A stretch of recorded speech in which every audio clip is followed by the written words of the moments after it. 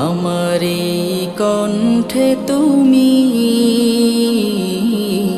তোমারি বাণী তুলেছ, বুকের দেরাজ তুমি কোরআনের স্থান দিয়েছ। এত ভালোবাসো কেন মালিক আমায়, কি করে শুকুর তার করি আদায়। এত ভালোবাসো কেন মালিক আমায়, এত ভালোবাসো কেন